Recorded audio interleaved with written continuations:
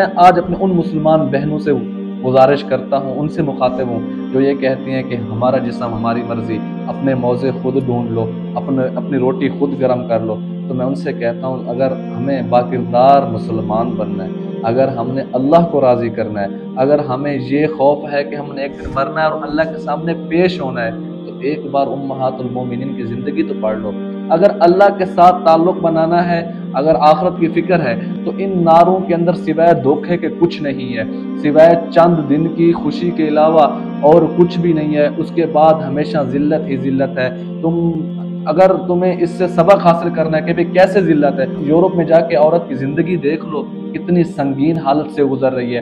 پہلے تو نعرہ تھا کہ عورت کو باہر نکالو، عورت کو قید سے نکالو، عورت خود مختار بنے، عورت خود کام کرے۔ اب جا کے دیکھو یورپ میں ہوٹل میں بھی عورت کام کر رہی ہے، بسوں کے اندر ہوسٹس بھی عورت بنی ہوئی ہے، دفتر میں جھاڑو بھی عورت دیتی ہے، وہاں عورت بیچاری اپنے بچے بھی پالتی ہے، وہاں اس بیچاری عورت سے شادی نہیں کی جاتی کیونکہ بوائے فرینڈ گرل فرینڈ کا کلچر ہے۔ لوگ وہاں شادی نہیں کرتے کیونکہ وہاں عورت کو بے قیمت بنا دیا گیا ہے، جو چاہتا ہے جہاں چاہتا ہے اسے عورت مل جاتی ہے۔ تو میری بہنوں، یہ نعرے صرف اور صرف دھوکہ دینے کے لیے ہیں۔ یہ نعرے تمہیں اپنے بھائی کی حفاظت سے، اپنے شوہر کی حفاظت سے، اپنے والد کی حفاظت سے نکال کر تمہیں سڑکوں پر ٹھہرانا چاہتی ہیں۔ میری پیاری بہنوں، اسلام نے عورت کے لیے پردہ، والدین کی ذمہ داری، نگرانی، شوہر کی نگرانی ایسے مقرر نہیں کی۔ یہ بہت بڑی بات، اس میں حکمت والی بات ہے۔ مجھے آپ ایک بات بتائیں، کوہ نور ہیرا کہاں رکھا ہوا ہے اور کتنی سکوٹی میں رکھا ہوا ہے؟ اللہ کے ہاں عورت کوہ نور ہیرے سے بھی زیادہ قیمتی ہے۔ تو اللہ نے اس کو پردے میں رکھا ہے تاکہ اس کو سنبھال کے رکھا جائے، اس کی حفاظت کی جائے، اسے ہر ایرے گہرے کی نظر کا ذریعہ نہ بنایا جائے، اس کی حفاظت کی جائے۔ اس لیے اللہ نے عورتوں پہ پردہ رکھا ہے، اس لیے اللہ پاک نے عورتوں کے لیے والدین کی نگرانی مقرر کی ہے، بھائی کی نگرانی مقرر کی ہے، شوہر کی نگرانی مقرر کی ہے، تاکہ یہ عورت باحفاظت رہے، اس کی عزت حفاظت میں رہے۔ کمانے کی ذمہ داری شادی سے پہلے والدین کی، شادی کے بعد شوہر کی۔ عورت کے لیے ذمہ کیا ہے؟ گھر میں رہے، گھر کے کام کرے، بچوں کو صحیح تربیت دے، یہ عورت کی ذمہ داری ہے۔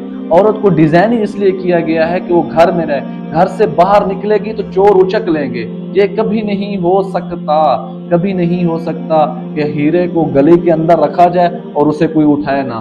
تو آپ میری بہنوں ہیرے سے بھی زیادہ قیمتی ہیں، کوہ نور سے بھی زیادہ قیمتی ہیں۔ اس لیے اپنی قیمت پہچانو، اپنی عزت پہچانو، اپنے والدین کی عزت کو پہچانو، اسلام کے اقتدار کو پہچانو، اسلام کے دروس کو سمجھو، امہات المومنین کی زندگی کو دیکھو۔ قرآن کا واضح صاف ترین حکم ہے، الخبیثات للخبیثین والخبیثون للخبیثات الطیبات للطیبین والطیبون للطیبات۔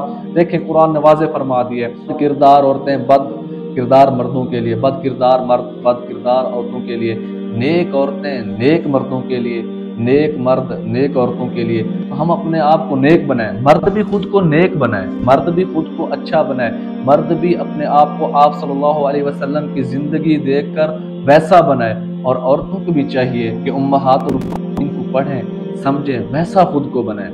میری بہنوں، یہ دنیا چند دن کی ہے، یہ سب رنگینیاں چند دن کی ہیں، ایک دن ہم نے مرنا ہے اور اللہ کے آگے پیش ہونا ہے۔ باقی کسی کے جھوٹے نعرے میں نہ آئے، کسی کے جھوٹے باتوں میں نہ آئے، یہ سب دھوکہ ہے۔ تمہیں اپنے والدین کے حصار سے، شوہر کے قلعے سے نکال کر تمہیں روڈ کی زینت بنانا چاہتی ہیں۔